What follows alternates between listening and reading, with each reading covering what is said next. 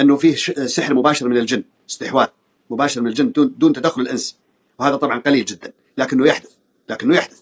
فبعض الرؤى تشير لان هذا محاوله استحواذ على شخص من قبل الجن، وهو الحمد لله رب العالمين هو يعتبر يعني اسهل نوعا ما في العلاج من غيره، اسهل، لانه ما راح يكون في تجديد، ما راح يكون في اذى باذن الله سبحانه وتعالى عندما يشفى الانسان باذن الله سبحانه بس بخصوص التجديد معليش ملاحظة، الإطعام المنامي قبل أقل من أسبوع وأنا نايمة حسيت إن في أحد بيشربني شيء، وقلت إنه قومي أنت بمنام، هذا طعام منامي، قومي، لكن أحس إني بلعت منه شيء يعني كأنه حالية كأنه مويش، وقمت من النوم بس ما بلعت كله، بس إنه في شيء دخل بحلقي. الحمد لله إنه أنت ما أكلتيه فعلا، لأنه فعلا يحدث إطعام منامي أو السقيا، أو حتى يمشي الإنسان بالمنام في أماكن خرابة أو في مقابر أو في طين أو في أجلكم الله وساخات أو كذا، هذا يجدد المرشوش، والأكل يجدد المأكول، والطيران يجدد المس الطيران، ويعني أشياء كثيرة جدا إحنا نبغى نخوض فيها كثير، إنما نبغى ندخل في اللي إحنا نبغاه اللي هي الرقية الشرعية. شوفي يا إيمان، استعيني بالله سبحانه وتعالى، أنت علاجك يعني بإذن الله في أكثر من شيء من القرآن، لكن تعلقي جدا بكلمة التوحيد،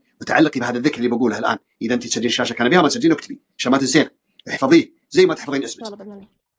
اللهم إني أشهدك بأنك أنت لا إله إلا أنت الواحد الأحد الفرد الصمد الذي لم يلد ولم يولد ولم يكن له كفوا أحد. بعدين تقولين لا إله إلا الله وحده لا شريك له الملك وله الحمد حتى فرح. بعدين تقولين دائما أكثري من الثلاث الأشياء، كلمة التوحيد وهذا الشهادة نشهد الله بأنه هو.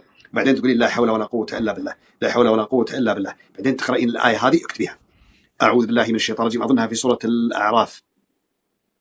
الأعراف، فوقع الحق وبطل ما كانوا يعملون فغلبوا هنالك وانقلبوا صاغرين وألقي السحرة ساجدين قالوا آمنا برب العالمين رب موسى وهارون. اقرأيها بكثرة. بعدين اقرأي بل نقذف بالحق على الباطل فيدمغه فإذا هو زاهق ولكم الويل مما تصفون. اقرأيها بكثرة، سواء على ماء كمية تشربين منها وتغتسلين، أو على ماء تشربين منها وعلى زيت زيتون، وتدهنين الرأس كاملا ومنطقة الصدر، كل الصدر، يعني تدهنين الرأس كذا كاملا، ثم تروحين تنزين ورا الأذن لكنها أذان خفاش، بعدين بعدين تنزين على الصدر، بعدين تروحين على البطن حتى أسفل الخصرين مرورا بمنطقة السرة إن شاء الله بإذن الله. طب عيالي أطبق معاهم نفس الشيء؟ لأن برضو